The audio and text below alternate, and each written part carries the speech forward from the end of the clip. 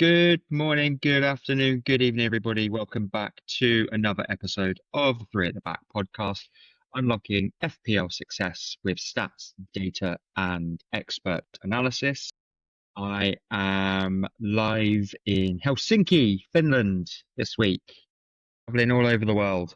And as ever, joined by my good buddies and Paul, who are on firm ground back in the UK. How you doing, boys? Good, my man. Very good. Hope you're enjoying your business trip. Yeah, boy. I say it's a business trip. Excuse for a 3-day piss up, to be honest. I'm perfectly honest. But it's all good fun, nonetheless. Enjoy it. Make sure you put the expenses through.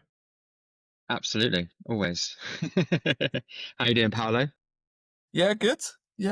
Positive game week. Feeling a bit more optimistic going forward, I think. Good to hear, man. Good to hear. So, We all had green arrows this week, didn't we? we did. Yeah. I Yeah. was a little bit nervous when I was looking at the scores like late Sunday evening, if I'm honest. I hadn't really pulled up many trees going into those final few fixtures of the game week. My man Bruno G, Jack Grealish, triple captain Haaland kind of turned it around for me in the end. So yeah, nice. We'll dig into that. We'll have a chat about that in a bit. Scott, how was Newcastle? It was very windy. It was quite wet as well, and it's full of really bad beer. Ooh, I mean that's I'm in review. My TripAdvisor review. That's what it covered. the 2 stars. only man to wear a Palace shirt anywhere near Newcastle. I hear. Well, as well. I had to on the Sunday. We were playing on a Sunday. Newcastle were also playing at the same time. I did get out of there with my life, only because I think we got beat and they didn't. They sort of took pity on me a little bit. Allowed me to leave unscathed, but I was getting some very, very funny looks. Yeah. Yeah, I think it's symptomatic of one club city, right? Like everybody and their grandmothers are Newcastle United fans. There's no options really, is there? It's Newcastle or nothing. Well, when you walk around London, you see every shirt going, probably apart from Newcastle, I'd imagine. In Newcastle, you see nothing but Newcastle. Everyone's wearing the black and white. Everyone's got Keegan still on the back of theirs, or Shearer. It's an interesting city. I mean, not many cities in the UK you can go to, and there is only one big club as well. So it's quite unique in lots of ways. But yeah, everyone's a Newcastle fan. And I think people were looking at me going, well, he's wearing the stripes. They're just the wrong colours.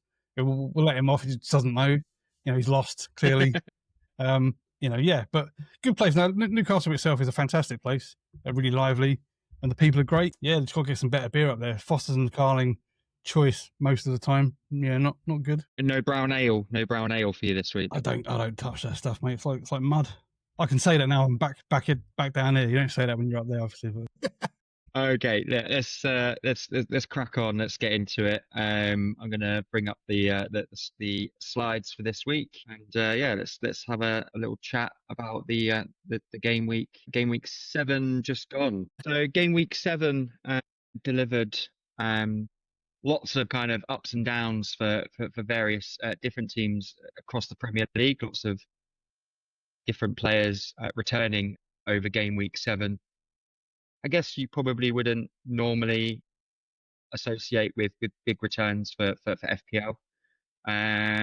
Chelsea's late drama and the João Pedro conundrum. I feel like we're probably going to be saying the same things about João Pedro that we've been saying about Ollie Watkins for a couple of weeks. It's been a few weeks now since a big haul for the Chelsea man. I think maybe people were maybe expecting a bit more. Have you both still got João Pedro in your teams? Yeah, thanks for that. I've got Watkins still as well, Darren. Thanks for reminding me. Yeah, I mean, we'll cover Pedro in detail, right? It's just becoming a headache. I think across that front line, strikers in general are becoming a bit of a headache. All the value is in the midfield and defence, and no one other than Haaland really in that front line is doing anything. So I guess I'm going to keep Watkins for a little while longer because he must turn. And Pedro, as we were discussing a bit. I'm 50-50. I'm not sure. Yeah, I'm in the same boat. I'm on João Pedro, getting slightly itchy feet like the rest of the FPL world seems to be. I think he's the third most transferred out player already. I think over 300,000 transfers out. So people are already biting the bullet. I think obviously we'll go into some of the alternate options a bit later on in the episode. But yeah, he's certainly someone I'm looking at, mainly because Chelsea's form is a little bit indifferent. And I think some of the numbers for them back it up. I guess is he still the highest owned player in the game, which I think is baffling considering he has done very little really to justify that. The last time I checked, he was over 60% owned. Yeah, I mean he's been one of the highest owned players throughout the first 7 weeks, right? So this kind of mass transfer out is probably the biggest hit that he's taken in terms of ownership. So you're right, people are definitely getting cold feet now around his returns. Well, on the game, I mean, Chelsea deserved the win, in my view. I thought they were very good, especially late on when Liverpool pulled it back. Chelsea dominated the last 20 minutes and fully deserved, although it was a late goal. It was coming. You could see it was coming. Liverpool seemed to have run out of steam by then, and the young man, Esteban, picks up and scores his first goal for them, fully deserved. Does he become an option? I mean, he's getting serious minutes. He looks a real talent. He's very cheap as well in the FPL game. Could be an option. Yeah, I think he's a super talent. I just look at Maresca's Chelsea and he has a bit of a Pep Roulette vibe to him. He likes to rotate those players around. I think the only real consistent member of that's from free recently has been João Pedro. Even Pedro Neto, who he seems to favour, seems to dip in and out of the starting 11. Again, and also obviously Palmer's return should not be too far around the corner. So I think that's maybe one reason why he might not be a long-term viable option. I heard a little whisper that Palmer might need surgery to correct this groin injury, because I think it's been just a niggle that's been going on for some time. Now they've rested him fully. When Maresca was asked in the press conference last week, he did mention there was a meeting to be had, and the fallout from that, the rumours started, and that there may be an operation required to put him right.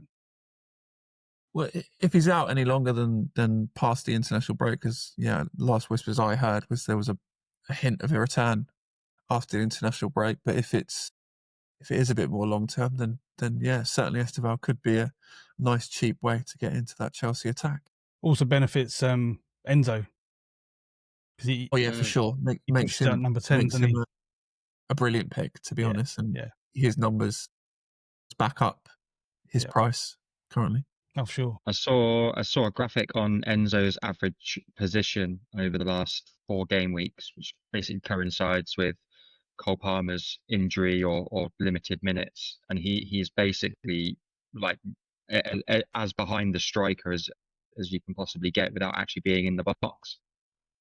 So yeah, and on penalties as well. There's Enzo Fernandez is a great shot. Yeah, on penalties, I think is he 6.5? Yeah, great option. And we'll get onto the Pedro options when you see the Chelsea fixtures. I mean, anyone on wildcard really has got to be looking at a Chelsea triple up if you're wildcarding this week or next week even, because they've got some great fixtures coming up. And Enzo would be in anyone's triple up. So, yeah, absolutely. Yeah, interesting. Paulo, Arsenal, top of the league, 2-0 win over West Ham. More than made up for that 1-0 slip against Liverpool 3 or 4 weeks earlier. Yeah, you must be on top of the world right now. Top of the league. Top of the league, riding high. I think but Arsenal playing convincing though as well, which is the difference, I think. Yeah, I'm pretty chuffed. I think the real positive is we've had a really tough start to the season, we're still bedding in, 8 new signings. Some of them haven't even played for us yet. And and we've had quite a lot of injuries as well, and we've managed to obviously roll with the punches and keep the results coming in. So I think there's lots of positives to be taken from Arsenal. And obviously, with our fixture run, again, if you're wild carding or looking at assets to bring in, Arsenal would definitely be right up towards the top of the list for assets to look at. And I reckon we'll probably be going in plenty of detail next week when we look at our game week 8 preview. Well, it's. Yeah, I mean, for sure. Arsenal have looked good. You're right. They've had a very tough fixture run. I remember you bemoaning at the start of the season there was some sort of conspiracy going on, favouring City and Chelsea. We had I think five of the top 6. Yeah, but I guess you've got to play them at some point. It was Newcastle, City, Liverpool, Forest. Was it Villa as well? I think it wasn't one in the top 6. I think Leeds and Man United. Yeah. Okay. Yeah. So tough start, but that fixture swing now is obviously kicking in, and as Scott said, you've got to play them at some point. But I think it's the concentration, isn't it? It's the concentration in which you've played those quote unquote tougher teams, and now that fixture swing's come around. As I say, game week 8 going in, if you're considering a wild card, then tripling up on Arsenal assets might actually be worth considering. A good time for Saka to come back into the fray as well and take a penalty, which sort of throws the cat amongst the pigeons, isn't it? Yeah, I think that's a hard one to read into. I think it looked like Gyökeres wanted to take it. Yeah, for sure. Saka decided that it was his on this occasion, so I don't know whether that is a thing going forward, that they're going to pick and choose who takes it on a gut feel per game. Yeah, I think Saka was asked, wasn't he, afterwards, and he basically said it would be dealt with on the pitch. But also it was, Saka's 100th goal in the Premier League. Goal involvement in 200 games. Yeah, so obviously it's a significant one for him. Significant for him to tick off, and he felt confident in the moment. So again, one to monitor, I think, going forward for anyone who's got Gyökeres. Doesn't help though, does it? Doesn't help who to pick, because that penalty sway, if it's a 50-50 call between the two of them, you get a cheaper player in Gyökeres. But if he's on penalties, you think, well, I'm getting more value by having him. If Saka's on penalties, you think, well, he's probably the player to go for. If they're going to take it in turns, I mean, it doesn't help at all, does it? Have a word, Paul, will you? I'll see what I can do. Well, I think there was quite a few teams like pre-season, and I was certainly one of them when we spoke in the pre-season episodes, that it looked like that Saka and Gyökeres double up was probably the way to go, and I think we probably even mentioned this being a possible scenario as well to combat that. But it's a hell of an investment, right? To put nearly £20 million of your budget across 2 players. Yeah, I think if you're looking at that way, the question is, you go double defense or double attack on Arsenal, because like Paul said, the fixtures are great. A triple up on them as well as Chelsea is a must, I think, if you're wildcarding. Yeah, I mean, I've seen some teams go triple defense on Arsenal and avoid the attacking conundrum entirely, which I don't blame them, because it is a bit of a headache. Yeah, we'll see. I mean, I've still got a wild card sitting there. I'll be weighing it up over the international break, whether if I trigger it or not. Another team to consider for tripling up on assets, and probably not a team that we would have considered at the beginning of the season. Bournemouth. Antoine Semenyo doing bits again for everybody. Saw some triple captains on Semenyo this week, picking up 50+ points from a single player. It was a great shout by those that didn't triple captain Haaland against Burnley the week before to then go off and get even more points out of the Semenyo pick.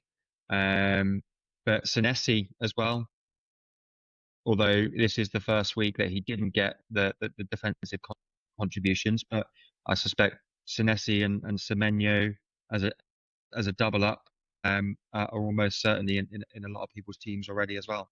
Yeah, I think if you wildcarded some time ago, like when Paul did, they were the two Bournemouth assets you had to get in, Semenyo especially.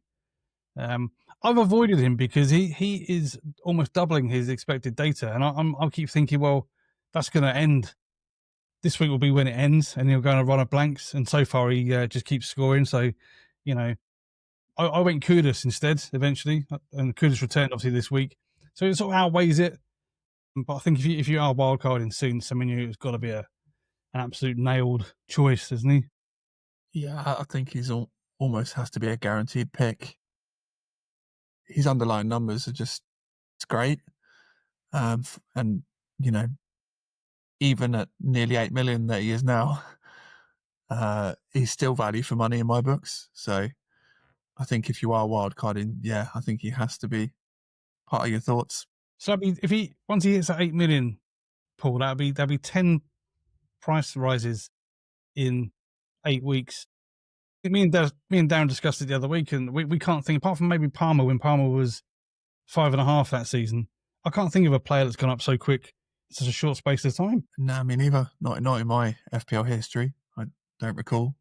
Yeah, it's pretty wild, isn't it? Like 10 bumps. And again, it's like in such a short period of time. This is not, game week 30 that we're talking about where it's, incrementally gone up over the course of the season. He's basically bumped once or twice of like every game week that you've owned him. So yeah, incredible asset.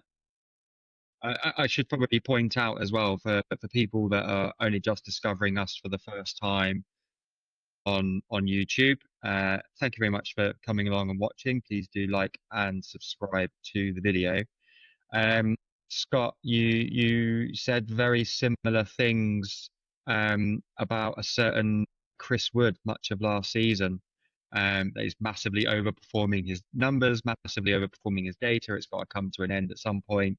And of course, we know with Chris Wood that wasn't really the case. Although the back-to-back games of goals and returns did kind of stop towards the end of the season, but across the whole season, Chris Wood was brilliant, and I'm fully expecting the same from Semenyo. Whether or not he gets as many returns in a shorter space of time in the next 8 games is yet to be seen, but I think he's probably a steady bet for the rest of the year, right?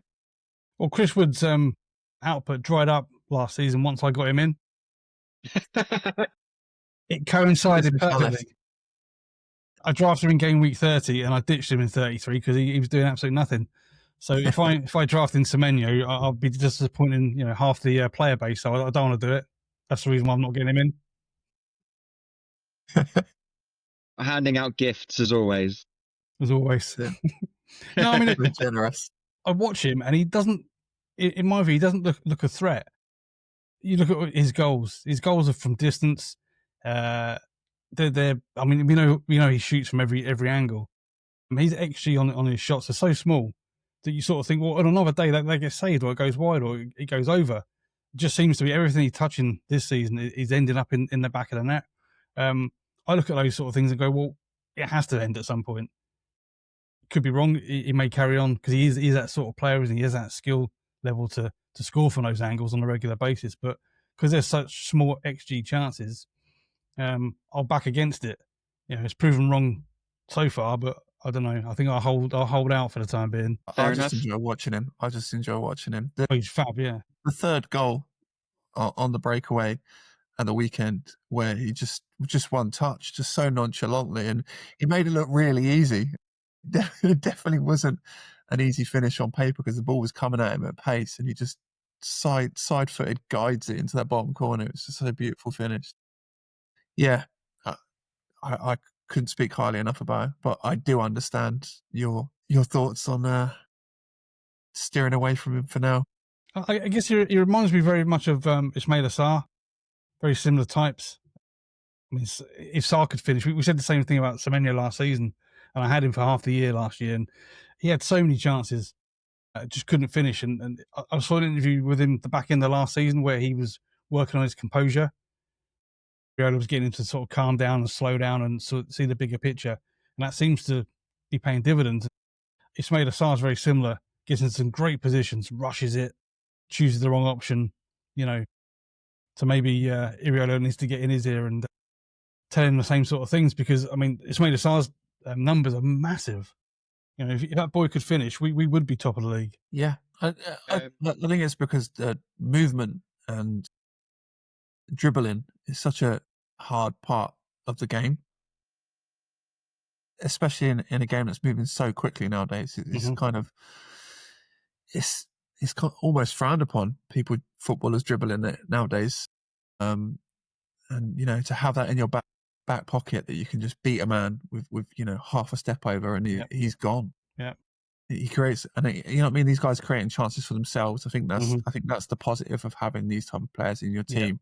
Yeah. Is that Semenyo creates opportunities for himself. He doesn't need Bournemouth to play exceptionally well to be getting all these chances. Do you think it's wrong then for players like that to be looking at XG numbers and just purely base it on the player himself? Again, I think this, as we always speak, I think this is where the eye test is such an important part of watching football and analysing football, because if you do it by numbers, your thought process is probably accurate, Scott. His numbers will drop off eventually, but do they drop off to make him a lesser FPL asset? I personally don't think he will do. His numbers will slow down, but then are other players going to step up to counteract him slowing down? That's the other thing I guess you weigh up with stats combined with the eye tests. And at the moment, there's only really like the likes of Ismaila Sarr that have similar stats plus output from a midfielder's perspective. Anyway, Newcastle. On to your next bit. This is where you get excited, right? Yeah, boy. Talking over before your... XG. Talking your trip to Newcastle, Scott, obviously being in the city during a 2-0 win. I'm sure everybody around you was buzzing. I actually thought they won the World Cup, mate, to be honest. Yeah. I was personally absolutely buzzing to see Bruno G end the week with a goal, an assist. I think he picked up DEFCON and bonus points, a clean sheet. It's a 14-point haul from Bruno G in the end. So, yeah, massive week for owners of that asset. I say owners like there's multiple, but there isn't, is there? Let's be honest, it's just me. It's just you, yeah. Yeah, and Voltemada scoring again as well, bringing his tally to, is it 3 now? 3 goals in 7 games? 3 in I think in 7 in total. Was it 4 in 7? And then I think it's 3 in 4 starts in the Premier League. Yeah, so very, very impressive numbers from the young lad, and I will take everything back that I said a few episodes ago, when the ridiculousness of the fee for a player that up to that point hadn't scored much more than 25 professional top league goals. It's still early. Don't jump off your thoughts yet, Darren. It's still early. He's had a good start, but that's with fair. everything, you have to have a bigger sample size before you start judging these players. That's fair. When he's 3 years in and he hasn't. He might not score for the rest of the season. And all of a sudden, your points valid. He's still on 3 goals in the next 30 games, and it doesn't look so impressive. That's the beauty of the flip flop, right? As content creators, we've got a license. We can. You got a whole firm on your thoughts process until he undeniably backs it up. Yeah. That's fair. No, great.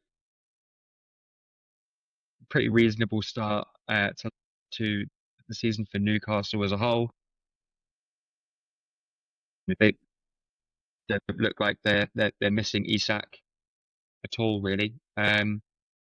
Tactically, they've changed or had to change up a little bit, because obviously Voltemada is a very different player, and I think that's where players like Anthony Gordon and Bruno Guimaraes are kind of being brought into the game a lot more. And yeah, I think everything that the analysis, the data heads were saying when Voltemade first arrived in Newcastle is coming to fruition. His power and his size and strength up top is just opening up those holes and gaps for the likes of Gordon, Guimaraes, and Elliott and the likes of, just to give them a bit more room and a bit more space to play in. It's great to see. Your guys' Newcastle are a team that people are sleeping on. I think not really. I don't see many Newcastle assets in people's teams. Again, their fixtures turn a bit nice now. So again, if you're on a wild card, a Newcastle double, maybe a triple, especially on the defensive assets too. Yeah, defensively strong. I think it's 5 clean sheets so far. Yeah, second on the numbers behind Arsenal for defensive numbers. Yeah, I'd be hard pushed to pick. Maybe Nick Pope makes his way in there. It's hard to make a case really for any of the back line. Maybe Dan Burn. They've got a few injuries there. Lewis Hall's out for a while. Livermento's out for a while. Darren loves a midfield Newcastle holding mid in his team. We said to him last week that Joe Linton completes the bingo call, isn't it? I mean, good pick.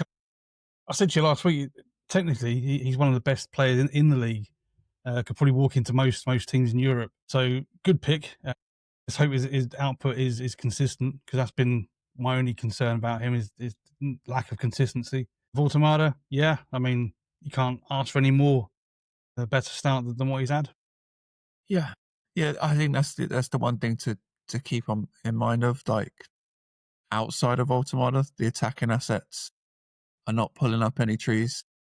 Obviously, Gordon's starting to get his minutes back. Now he's come back from injury. Harvey Barnes seemed to be ever present, but again, not pulling up any trees. Same with Jacob Murphy. Again, his minutes is probably going to be managed with Gordon coming back into the fold. They've all been rotated, aren't they, Paul? Alanga, Gordon, yeah, Murphy, they've all been rotated. It's really difficult to pick any one of those that's going to be a standout. So I think you might have, for a change, Darren, you might have got made the right decision here and brought in players that are going to definitely play 90 minutes. And out of the three of the midfielders they've got there, he's probably the one that's probably more attacking and more threatening going forward. So well done, Darren. Good pick. Tell you who definitely isn't going to be getting minutes for Newcastle, though. It is Harvey Elliott, isn't it? He plays for Villa. It's Harvey Barnes that I meant. I thought you meant Elliot Anderson. I was like, no, he's also gone. Yeah. They'd love to have him in that midfield. Yeah, for sure. Yeah, no, I'm really happy with the pick, and it was one of those things where it was like, Guimaraes was actually on my bench up until about 3 minutes before the deadline. So it's just one of those switches, like bringing him into my starting 11 has actually paid off, because weeks gone by, my kind of luck, like Guimaraes would have been on my bench and he would have hauled, and I'd have been absolutely spitting feathers. Yeah, happy that it played out this time. AFCON, we did a bit of a deep dive on it last week. So if you do want to get like our fuller thoughts on DEFCON and its value, then please do go back and have a look at the previous episode. I guess it's just worth mentioning that, like, its value to players, again, particularly in those kind of low budget areas, the 4.5s, 4 million defenders that are picking up clean sheets. And I guess actually probably, Newcastle was probably one of those teams, like you mentioned, Dan Burn there, a premium defender by any stretch, but 5 clean sheets and probably picking up DEFCON more often than not as well. Well, I'll give you two names that's going to buck the trend. DEFCON has been the sort of thing we've sort of grown into the first sort of 6-7 weeks. It's becoming like an inevitable thing that you're going to pick these centre halves. But I'll give you 2 names that are going to change that. The first one is Juve, 4 assists. And then my man, Daniel Munoz, scores at the weekend. You know, let's get these flying fullbacks back in the game because that's where you want to see them, right? Have the excitement of a goal and, you know, let's get them back in, all right? Yeah, again, it's probably similar promise with Arsenal defenders. Again, obviously Gabriel's going to be a main pick because he's a guaranteed 90-minute man, and obviously a threat from set pieces. But let's not forget, I guess Timber and Calafiori, who are both right up there for top scoring defenders so far this season, and that's because they're scoring goals as well as getting clean sheets. Yeah, so it's not all about the DEFCONs. The DEFCONs, I think, is a very. I think DEFCON's just a nice way of finding value. Yeah, and moving it around your team, as well as then keeping the points ticking over when these clean sheets, as we kind of discussed the other week, are starting to dry up. Was there 4 this week? 4 this week, yeah. 4. So that's 1, 2, and 4, which is the trend is very much on the side of lacking clean sheets. So yeah, so attacking output, DEFCONs become the thing. Yeah, absolutely. Let's take a look at how our teams did last week in more detail. Scott scoring 76 points, bringing his total to 448. His global rank is 286k. All scoring 76 points. His total points is 379. Global rank is 3.6 mil. And I scored 71 points, bringing my total points to 374. My global rank is 4 million. That 5-point difference, Paul, this week is all that separates us across the entire season. Interesting that it's resulted in nearly 400,000 places in the global rank there. Just goes to show like the fine margins in pushing your rank up and down. Yeah, very fine. Obviously, when you've got 12 million players now, every point counts. That's why we talk about planning ahead and strategizing, your transfers and the fixture swings and all that type of thing. And we say that for a reason because, taking negatives early on can have a negative effect going forwards. Yeah, and Scott can account for why he's doing so great. It's amazing. I got that front pair of Watkins and João Pedro. I mean, crikey, Haaland's doing some heavy lifting in that front line, isn't he? Yeah, I mean, so my start of the season, it was about what side of the fence do you go on? Do you go Haaland? Do you go Salah? I called it last year, going Salah. A lot of people went Haaland, and this year I've gone the other way, thinking that the Haaland will have to be improved. So it is. So you're ahead of the game. Everyone's then wildcarding into a Haaland draft, and you're already set up pretty much for that. So that explains the good start. It doesn't mean that that's going to carry on, because the next wave, the next curve, you got to be ahead of. Who knows where that's going to land? So, I'm happy with that start. Wildcard to use, still got bench boost to use.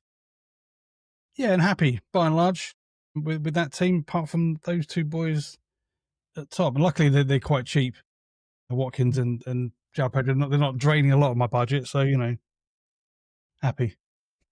Watkins is 9 mil still, or is he dropped off now? He's dropping every time Semenyo goes up. Watkins goes down 1, so I'm getting further away from getting Semenyo in my team. Yeah.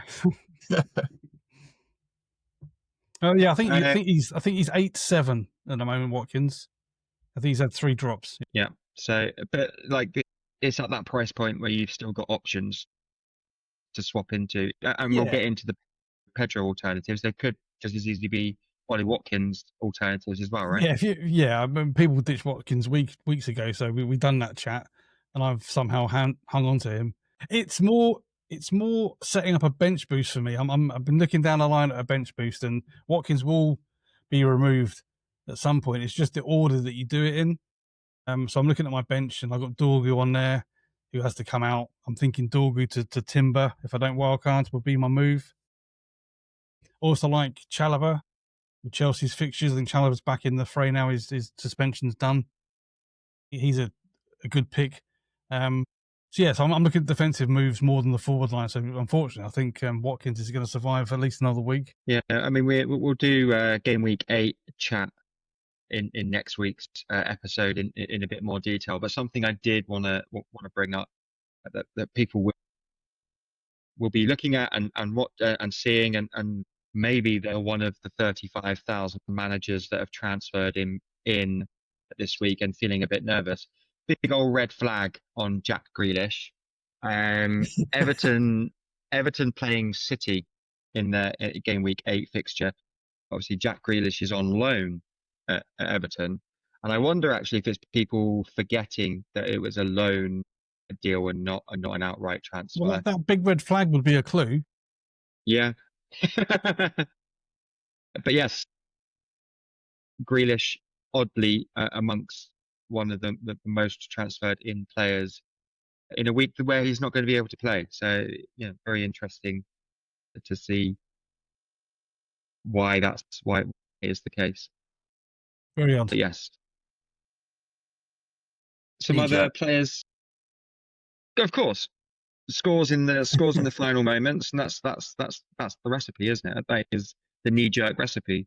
Scores, gets a nice double-figure haul, and is like, okay, he's in my team next week, and that's exactly what's happened. Mm-hmm.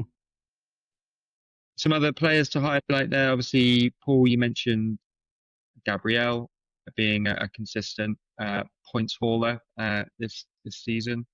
Has already, was it pre-recording that you said Gabriel's already outstripped last season's defensive contributions in the first seven games of this season already? Yeah, he's beaten his tally from last season already. I think it's 4 so far. 4 times he's. Could that be a coincidence with your hard fixtures? I think that's played a part for sure. We've obviously had to defend more Mhm. in the opening 7 game weeks than potentially. But then obviously that was the whole of last season, so you'd have thought. But then, like you say, it's how the season pans out. Different games play differently. Yeah, you don't want to lose as many points at the start of the season. And maybe we played a little bit more cautiously to try and avoid defeat in some of those games. You wouldn't do that. No, Arteta would never set you up not to lose, right? No, good to get Saka back on the returns. Yeah, for me, I'm obviously monitoring João Pedro with everybody else in fantasy football. I'm keeping faith in Gyökeres. I think we'll speak about him when we get to the alternatives, so I'll probably go into a bit more detail. Then the one thing for me for my monitor is I'm looking at my Everton assets long term and think kind of planning, I guess, an escape route. I've got plenty of transfers in the back pocket to do that. I think I've got 3 now, so I'm not rushing to do any transfers this week as of now, but we'll see what happens during the international break with any injuries arise. Yeah, for sure. Scotty, your Kudus pick paying off there as well. Double figure return for Kudus as Spurs. Yeah, I mean he's looked good. I mean the thing we've always said about Kudus is on the eye he's fantastic. He's a Semenyo-esque type on the eye with zero output. He's like the opposite of Semenyo in terms of output. Yeah, I mean Thomas Frank is getting a tune out of him, playing in 90 minutes. He's like Spurs is in Burmo, being used in a very similar manner to how Frank used Brian Burmo at Brentford. And he's quality. Set him up in those positions, he will return because he is a very, very good footballer. So I was happy to go Kudus over Semenyo. I've kept Gakpo because I want a piece of that Liverpool attack, and I think he's probably the most assured for starts. Weirdly, if you can't go Salah, I think Gakpo is the next best in line. Keeps me invested in the Liverpool attack because a lot of teams have obviously like you boys have no Liverpool attack apart from your Isak pick, but a lot of managers up and down the land have completely removed Liverpool with their Haaland drafts. So I want to be still invested in Liverpool because they're still going to score plenty of goals. I mean, he returned at the weekend and sort of justified keeping him. Ismail Assar's in there. The boy can't stop. Yeah, I mean, he's so threatening. I mean, like I say, if he could finish, we'd be absolutely bossing the league because he misses so many chances. Yeah, and again, I guess he could be the next curve because lots of teams are looking at getting him in because the value he offers in that midfield is pretty good. If you're looking at that Njai spot in your team, Paul, Sarr is a definite replacement. Yeah, he's definitely on the short list, mate. You mentioned Gakpo there as being the one with the assured minutes for Liverpool in that attack at the moment. It's a good segue to get into a little bit of a breakdown on Liverpool, just kind of like how they performed over the last first 7 weeks. A lot was said about the number of signings that they'd made and how much they'd spent. And also, just looking at that average position, the difference there between this season and last season, seeing very different tactical shape there, almost with Wirtz and Isak overlapping each other, kind of really being on top of each other, which is interesting to see. Yeah, your thoughts? Lots of late goals as well, which has kind of bailed Liverpool out in these first 7 weeks also. Yeah, do you want me to start, Scott? Yeah, go on. Yeah, I kind of went down a rabbit hole last night looking at data, unbelievable amount of data on this, try and kind of process my thoughts. I think, yeah, a first thing I want to throw out there, I think people are blowing it all out of proportion. This little mini blip, as I've put there. And I think that's just what it is. They will lose games at some point this season. It's just that they've unfortunately lost 3 in a row. But the signs have been there from the start of the season. And it's a whole combination of things. The new signings are struggling to settle in big time. Frimpong's been injured.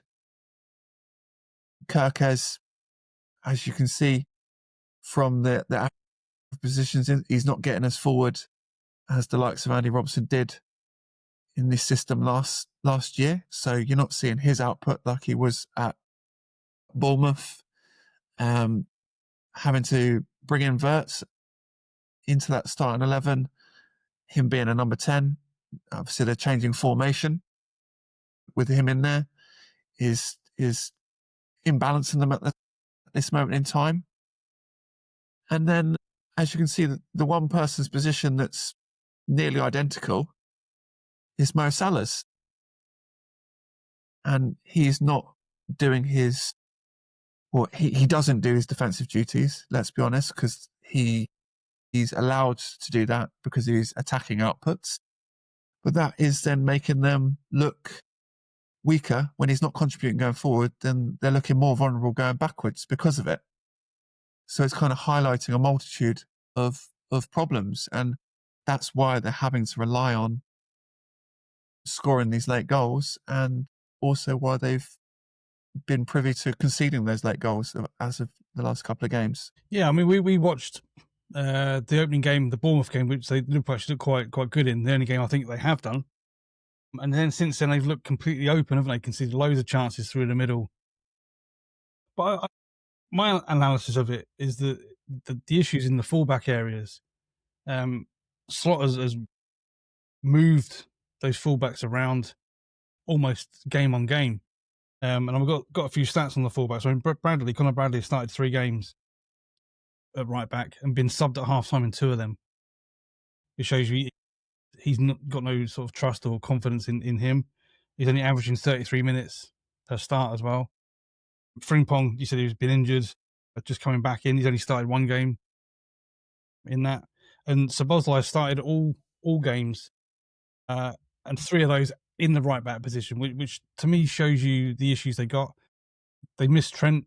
Losing Trent, who's in my view, everyone knows my opinion on Trent, is a generational talent in my view. Much maligned on his defensive work. People used to slate him left, right, centre that he can't defend and this and that. Everyone knew he was getting totally exposed by Salah's tactics. The fact that Salah is instructed to stay high, stay wide, don't track back, and Trent used to deal with most things pretty comfortably, apart from the times he got caught out, okay, and got lambasted for it. So I see the issues in the fullback areas. I mean, you highlighted Kirkes there. I read an article earlier that Kirkes passes more inside than down the line, which means Gravenberch has to sit deeper and come collect off him, which opens up space in the middle, which they're getting run through. So if the ball gets lost in those areas, like Palace exploited, there's huge gaps in there. And if you're trying to accommodate Wirtz as well, who's not a defensive-minded player, you're trying to accommodate him in a role. He's not offering a great deal going backwards. Yeah, it spells problems. So on that transition, there's huge holes in that Liverpool setup, which probably explains why in that left graphic there, they're sitting so deep because they're wary of that. They're not pushing up so high because they're wary of that space. And so far, it's looked a bit lopsided and not quite clicking. Even you look at the centre backs, it's the same centre back partnership. They're almost identical level in last season next to each other, monitoring the pitch. Whereas this season, Van Dijk clearly feels like he has to cover by dropping deeper because they're clearly more vulnerable on the right back side because there's no support for that side. And that's why also Konate has looked well off it so far because there's gaps that he's being exploited against. So this article I read was about Liverpool's passing, and do you want to have a guess how many yards less passing they've made on average in a game this season than last? I have no idea, but it's going to be quite drastic because, again, I was looking at attacking stats to also back up it, which, again, I'll go on to later. But, yeah, I'd be interested to know. So they're 400 yards less passing per game than last season, which is huge. Per game? Wow. Per game, yeah. You're highlighting Konate. His individual drop-off is 100 yards passing less. And that's been attributed to the fact that he has nowhere to go. And this article highlighted 6 occasions against Palace where he had to pass back to the keeper. He had the ball in nice spaces, but all because everything was being blocked because the space is not being created in front. They can't just knock it wide to Trent to launch a beautiful ball down the wing or send a cross-field ball. They're losing that attacking element from the back. So Konate's individual passing stats are 100 yards per game less. And in the process, it made him look a bit slow and a bit cumbersome because he looks like he's in two minds the whole time. And that's pretty much what you're seeing. But he is. Yeah. Again, it explains the reason why Szoboszlai is playing at right back. Absolutely. Because he has the same passing ability that Trent does. And that's what they're aiming to do. And, for example, it worked against Arsenal. His passing was what created problems against us. And, at times he's looked good. And that's because he's a top talented international footballer. But he would much rather be in the centre of that midfield, bossing that midfield and not having to worry about running backwards and defending his box. If you remember back in the last season when Liverpool went on that really awful run, and a lot of people said, well, it's because they'd won the league and they'd taken their foot off the gas. But it also coincided with Trent being injured. And Bradley comes into the side. And obviously Bradley's a great player. Got a lot of time for him. But he's a ball carrier more than a ball player. He wants the ball to feet and he'll run with the ball and he'll create chances and then that way. But if those lanes are being blocked, only someone like a Trent can unlock those sort of areas of the pitch. And I think that's what you're seeing in this Liverpool team, their adjustment to that loss and the fact that Slot is fighting around with that right back position constantly. And I think just shows where the issue is actually lying, not really lying in Wirtz's introduction into the team. He probably has a part 2 play, but that's not the main issue as far as I can see. I saw a bit of content. I think it was by the Redman TV in the week, and they were discussing the average positions, or not average positions, sorry, but of like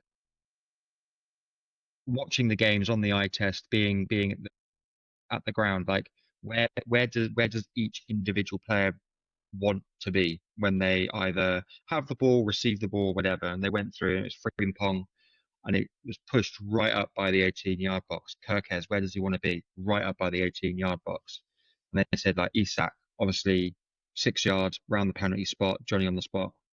You know, Verts right on the edge of the box, Gravenberch right on the edge of the box, Salah just inside of Frimpong. And they basically they built like very similar to what you've done there, Paul, with the graphic. They just basically built this.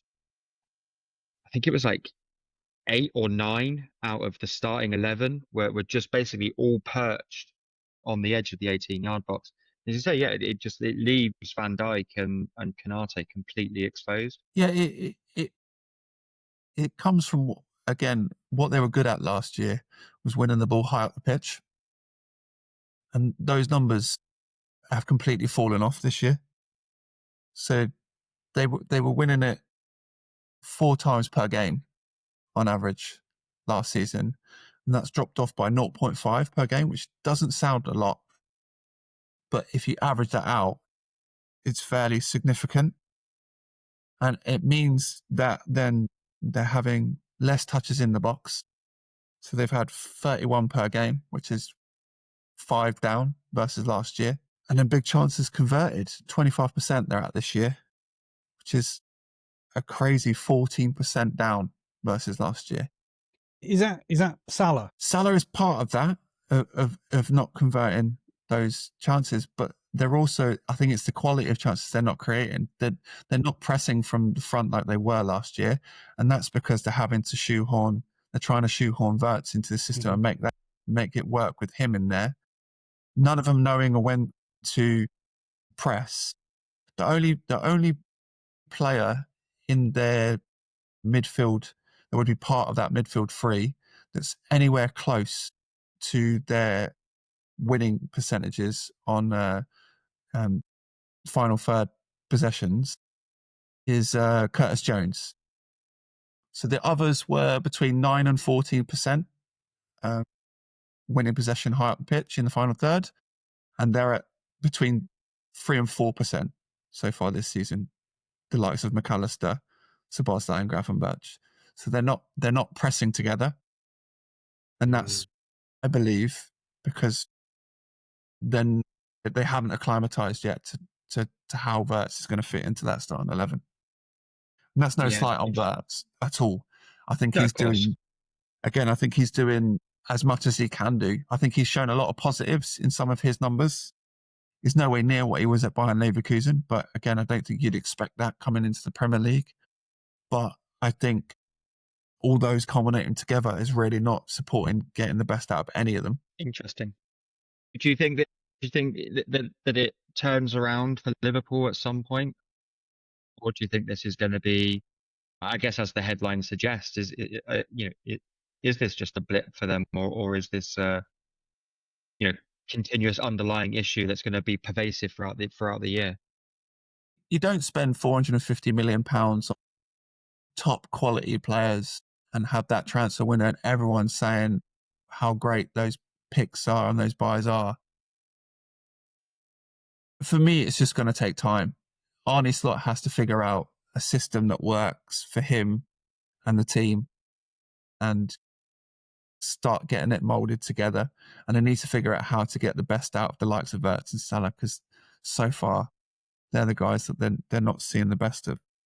Salah's numbers is almost half. So here's a question: Do you think Salah now becomes droppable? As in Liverpool, as in an FPL asset? No, for Slot. So if he's looking at a system and thinking, well, we got to be a bit more solid. Let's help out Bradley in the defensive manner, or Frimpong, whoever's playing at right back, and Salah is obviously instructed, or does he just get Salah to track back? Because I know he can do it. He's proven before that he can. He has the abilities to track back. Or does he drop him? Does he become droppable all of a sudden? Well, I think Dan made a really good point actually in our group chat. You mentioned obviously Salah being able to track back and he's got one of the biggest engines of anybody in the Premier League, right? He's lung busting Super even fit. into the 90th minute.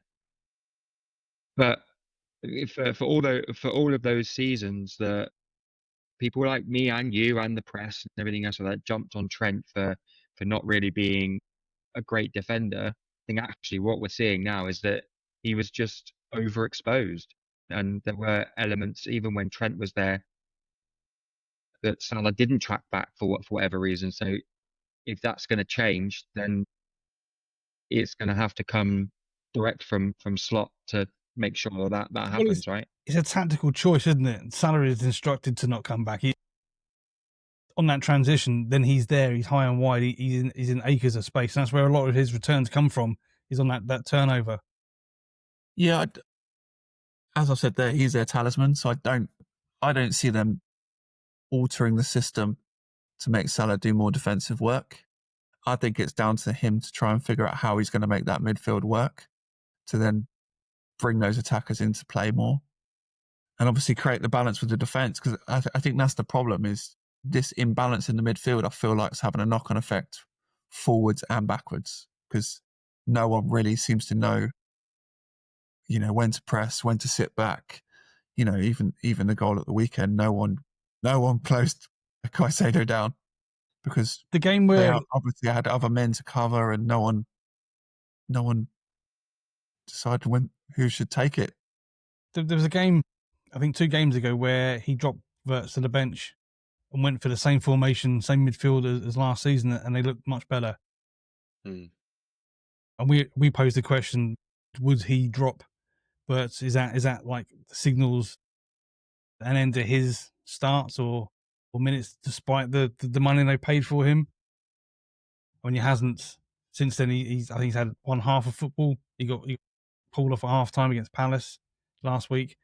So maybe that is the sacrifice. Maybe Wirtz is the guy that loses out. Potentially, Yeah. but It's 130 million pounds to, and again, we know how much of tremendous talent he is. The amount of hype around him doesn't just come out of thin air. Mm-hmm. So I do feel like it's in Slot's interest to try and figure out how to fit him in to that team. But at the moment, it's obviously not working. Yeah, poor old Wirtz is being hung out to dry. I guess that's the legacy of the price tag, isn't it? I mean, I know it's nothing to do with the player himself, but any player that's moved for big money, big things are expected, like from the word go, aren't they? And when it doesn't happen, you are the scapegoat, unfortunately. for sure. Let's hope that it does turn around for Wirtz and they figure it out somehow. It would be a shame to see a player of such obvious qualities just end up being a bit part player or sitting on the bench or whatever. I think it will click for him eventually, but it's just it's a matter of when, not if, for me personally. So we'll see. Conscious that we're just rolling over onto the hour mark, so let's get into. We'll have to move quick. These Pedro alternatives. The João Pedro alternatives. Now, we mentioned earlier on in the episode that people are transferring João Pedro out in their droves. So we've brought together a list of 4 potential alternatives for you, giving you the fixtures, we're giving you the stats up to this point, and we'll just have a little conversation about the likelihood or the realistic in terms of are they going to be actually better or worse, or sticking with Pedro might be the way to go forward. First up, Paul, though, Victor Gyökeres is the first one.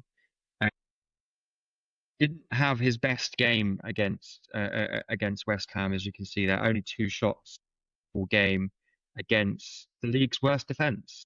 So, well, one of the worst defences at least. So you were maybe hoping for more, maybe. Yeah, you were hoping that he would start finding his confidence with a fixture like this. Obviously, we've had some tough fixtures, and he hasn't had the returns because of it. But yeah, I think there are some positives to take. He's getting himself in the right positions. At the moment, he's just not quite putting them away. Like he should have scored against West Ham. He should have been on the end of a great cross, and for somehow didn't get a toe to it. But yeah, I think with the favourable fixtures, I think he's definitely an option. Obviously, we've got Burnley in 10 and Sunderland in 11, which I'd like to think he's licking his lips for those games. A tough game against Palace, but we're always fairly strong at home, so I'd quite fancy Arsenal in most of those fixtures. Again, positive. He's taking plenty of shots, so he's getting himself in the right positions. I say the cons is still transitioning. Is it too soon to bring him in, to gamble on him with the £9.1 million price tag? And also the other thing to pull out is, I think the one positive is he's been involved in a lot of the build up play, which I've put as a con there, mainly because it might mean that he's not always on the end of it. He might be the guy that links the play up, which he has done brilliantly. I think that's one thing I would point out. There was a moment where he was man-marked by both the West Ham centre-backs, and Saka was just stood there waiting for the knockdown. Gyökeres won the header, and Saka had all the pitch to run into because of it. He's definitely creating spaces for other people. So that'd be, I guess, one thing I would probably add is there potential other options, either defensively Arsenal assets, as we'll probably talk about next week, or even attacking assets. Do you look at Saka? Do you look at Eze, for example? Scott, any additional points? Obviously, you're someone that kind of monitors players and how they're performing against their data. Obviously, you can see there 3 goals, no assists against an expected GA of 3.5. So only just slightly under what the data suggests that he should have at this point in the season. Well, I mean, Paul got a nail on the head. He's looking better in that system. Seems more accustomed. The penalty was the thing for me. Obviously, I'm looking at a wild card and thinking triple Arsenal's got to happen, and he's my man. And then they win the penalty and Saka buries it. I'm like, well, okay, that's just ripped up my whole thoughts, because I can't be doing with that headache, because that penalty swing is a huge plus, especially in a striker. You can be anonymous for the whole game and win a penalty and enjoy against us at the weekend. It's a big thing to have in your armory. If you don't know which one of the two is going to be taking them, my thinking is you just get out. You just don't have that headache every week, because one or the other will take it. Whoever you haven't got is going to take it, and just kill your weekend. But on a playing front, he's looking better. Paul's right. He's looking more accustomed, more sharper. Maybe lost a pound or two. Been in the sauna. Yeah, but you're right. He is being involved in the build-up, which I guess the way Arsenal play, he has to, because when Havertz plays that role, he will definitely get involved in the build-up play. Just hope that he wants to be busting a gut to be on the end of it at the same time. My only reservation really is that price tag, the 9.1 price tag, could be a put off for many. Yeah, I think that's probably the one stumbling block is, can you spend it better elsewhere? And I think if people are going to move off of João Pedro and go to Victor Gyökeres, they've either got to have the money in the bank or it's a transfer move elsewhere, right? So it's two moves. It's 2 moves, to get yeah. to Gyökeres. Yeah.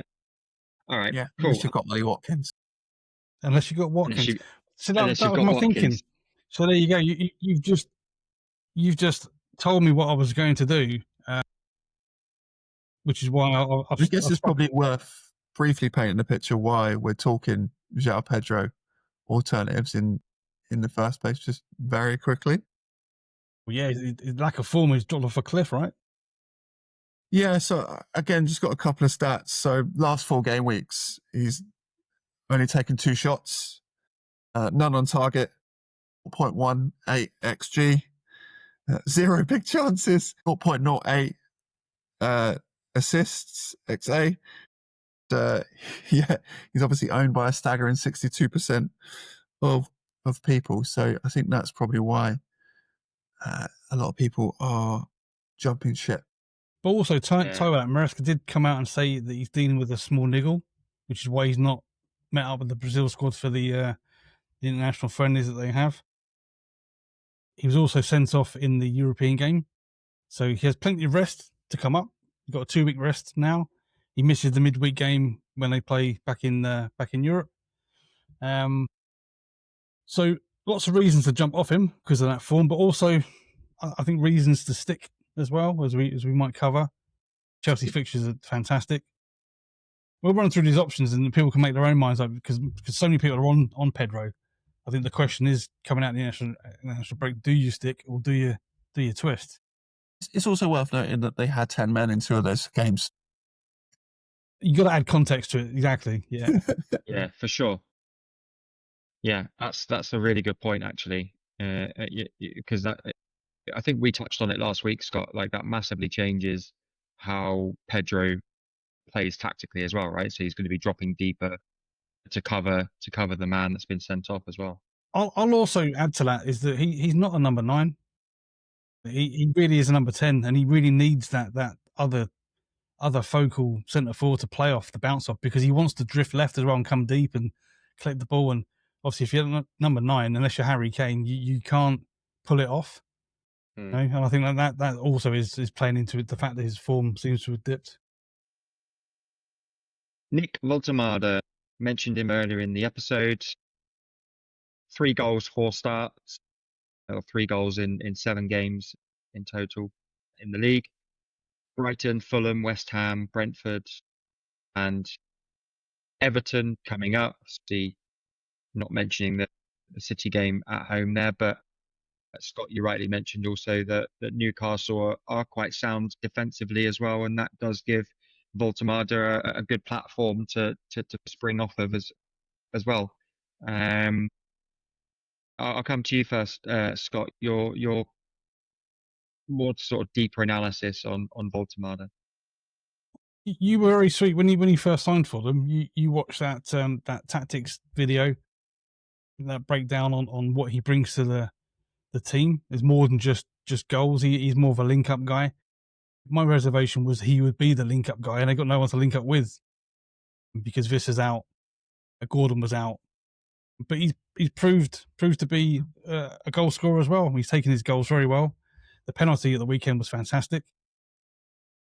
Got to be said that Anthony Gordon, I think, is number 1 option for penalties at Newcastle. He was off the pitch at the time, but who knows?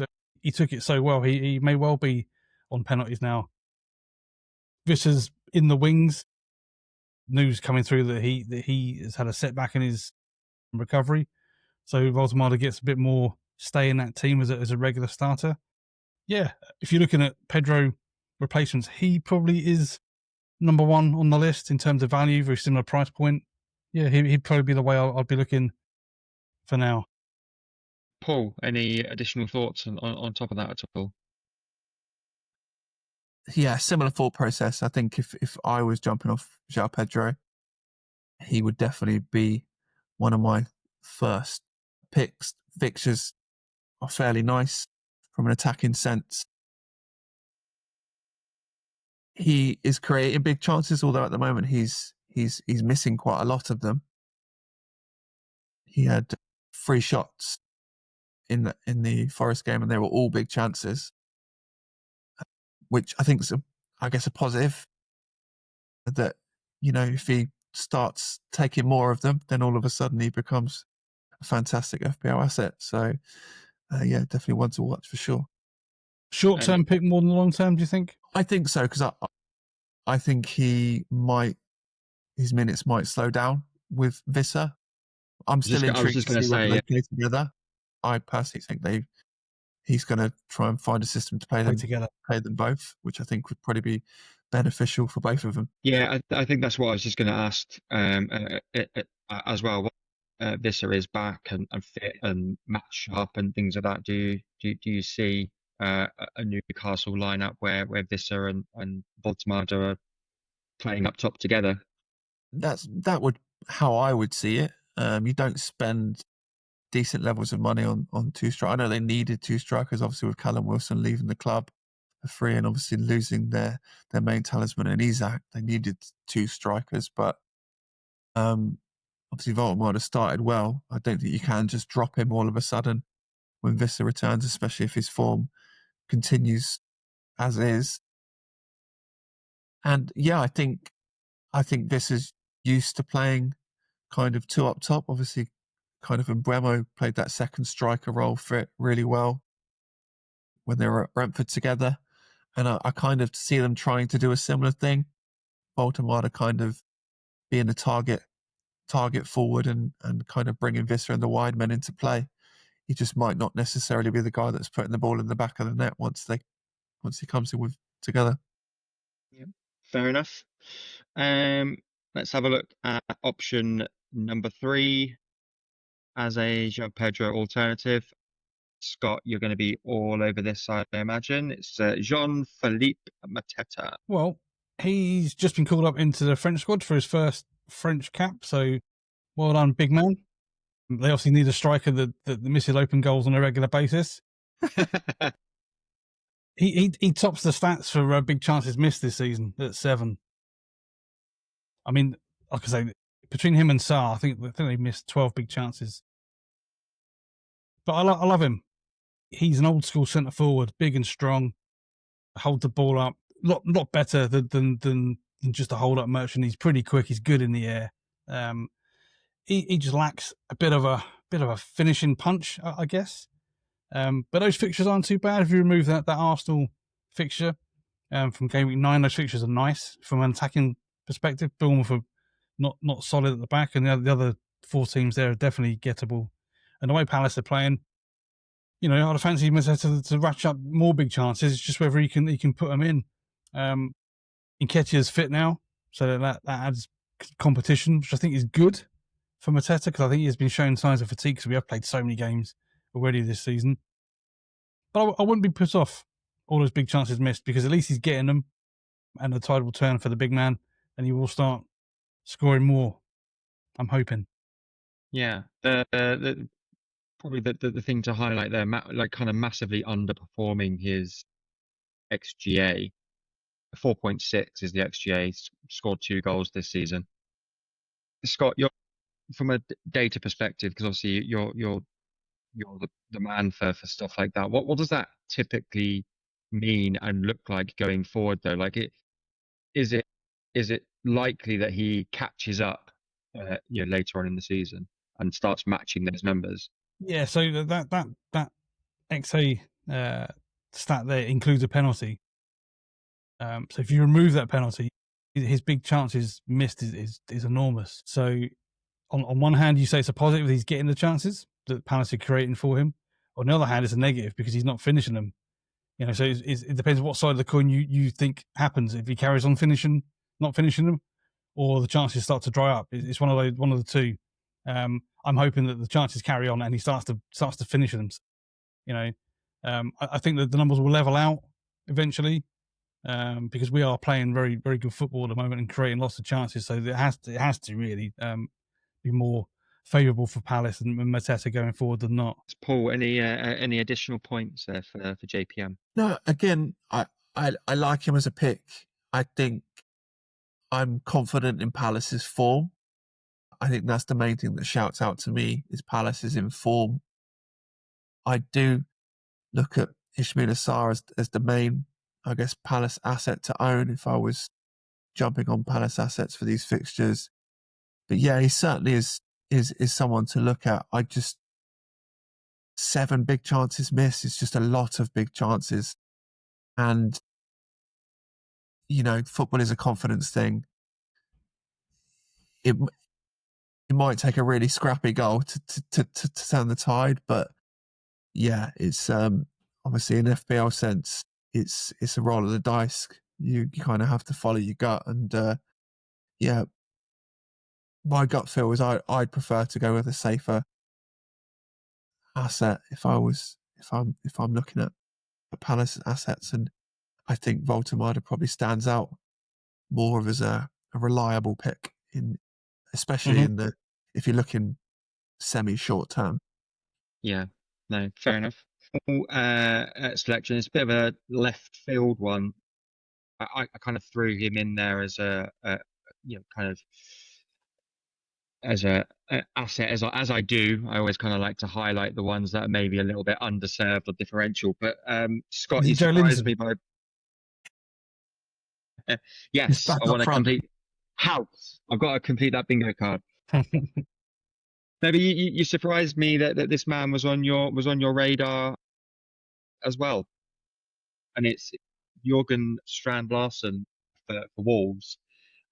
Lovely double header coming up with Sunderland and Burnley, and yes, Sunderland have been very impressive of the promoted teams coming up, but not completely infallible. They have conceded opportunities, and I think if Wolves are going to turn their season around, then what better period of time to do it than against two newly promoted teams, and then you've got a run in then with Fulham straight after. So short term wise, those three games present maybe an opportunity for Wolves to get points on the board and for Strand Larsen to score the first few goals of his season as well. You're Any going to go first, thoughts? Scott?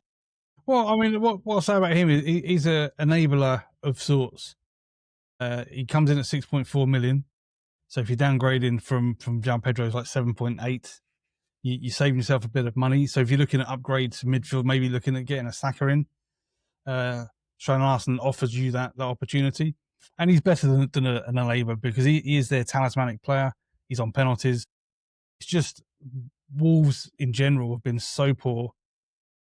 They sit bottom of the league without a win. They've only scored 5 goals so far. He's been injured, so not quite fully up to speed as yet. I do expect the goals to flow, and like Darren says, those fixtures probably why he's on this list. Because if you're looking for an immediate replacement for Pedro, those fixtures don't go any better than that. So he has to be a consideration, but mainly a consideration for what that the budget enables you to do elsewhere. Yeah, I think that's a really good point, isn't it? It's like this switch down to Strand Larsen isn't a returns based switch. You'll hope that he'll come in with a goal or come in with an assist, particularly in those first two fixtures after the international break. But the extra £1 million or added to what you might have in the bank, it definitely enables you to start again. Is it look at doubling up on Saka and Gyökeres because you've got that free budget to do so. You can start looking at monitoring Cole Palmer again as well, which many people have ditched and maybe kept money in the bank to do so also. Well, the one thing I do really like about Strand Larsen is if you're looking at a bench boost coming up, he's your perfect bench guy. You can bench him during those hard fixtures and use him in that bench boost and be pretty confident that that's a strong start to your bench boost having him down there. Yeah, because like you said, guaranteed starter, right? And And on penalties, the game again and on penalties. Mm. And the game against Brighton as well, 76 minutes cleared. So I think you should probably start to expect more kind of expect him to be the 90-minute man for Wolves going forward, right? Awesome. Paul, any thoughts on Strand Larsen for yourself personally? Again, I like him as a differential pick, as Scott said, especially if you're looking at the likes of bench boosts in the next couple of weeks. Definitely makes sense.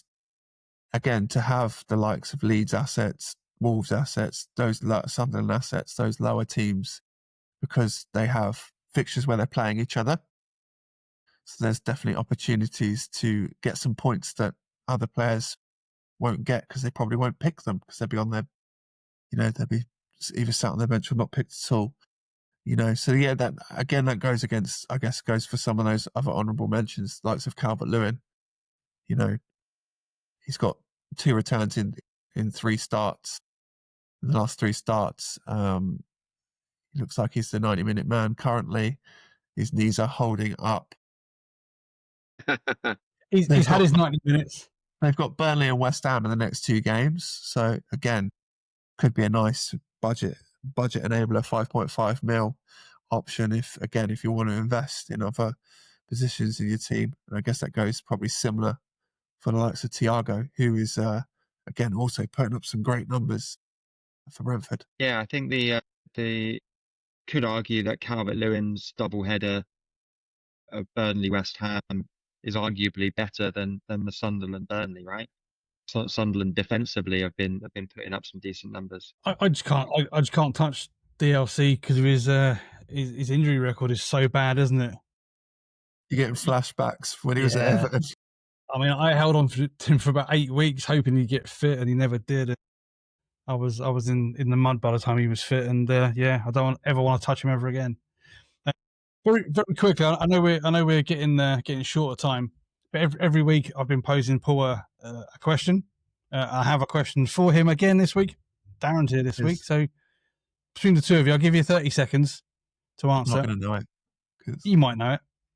As we're talking about forwards, scored against Brentford at the GTEC on the weekend, and that become the 22nd ground out of 23 that Haaland's visited that he's scored at. Ask who he hasn't scored against. Which club hasn't he scored at? Which ground has he not scored at in the Premier League?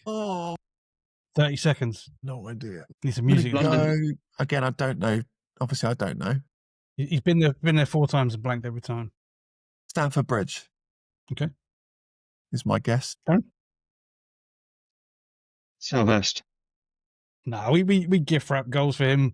We wrap them up for him. I thought you were setting it up to give Palace a nice rub at the end of the episode. No, I don't know what his goal is. Go on. The very first one that did actually come to mind was London Stadium, West Ham. Again, but he's probably got a hat. I think he's probably at least twice. He's actually Anfield. He's never scored against Liverpool at Anfield. Wow. Okay, there you go. Kind of makes sense, I suppose. Cool. Thanks for that little nugget of information, Scotty. Paul might get one right 1 week. You know, we got 38 weeks of this. You ask me these questions are either stats that you definitely know or you definitely don't. There's no in between. I thought you were the stats man. One stadium he hadn't scored. Yeah. I thought you might have, because it's been in the press this week. I definitely have seen it. I have seen it in the press. Clearly, I haven't read that article. Clearly, but I did see it was mentioned. It's pub quiz knowledge, isn't it? It's one of those. Thanks, mate. Cool. Thanks for joining me, boys, for another chat. It's always a pleasure. I hope the people that are watching take something away from this episode. We will be back next week discussing game week 8 teams. We probably have a little bit of freedom to do a bit more of a deeper dive on our actual teams and where they're at and the state that they're in as well after the international break. So please do join us next week for that. In the meantime, enjoy the international break, and we will see you. We'll see you next week. Cheers, guys. See ya. Bye-bye. See you later.